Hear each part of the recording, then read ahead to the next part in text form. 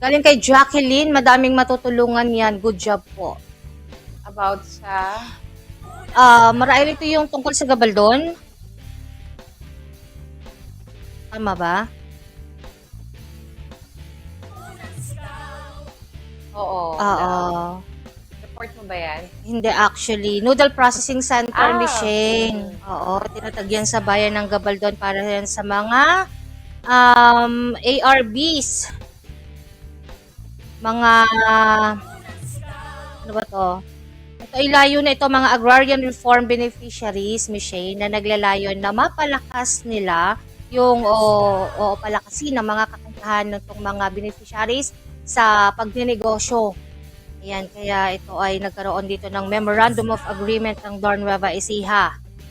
So, bagong oportunidad ito. Mas maraming oportunidad ang maibibigay. Kaya ang mensahe nga ni Ate Jackie, madaming matutulungan yan. Good job po.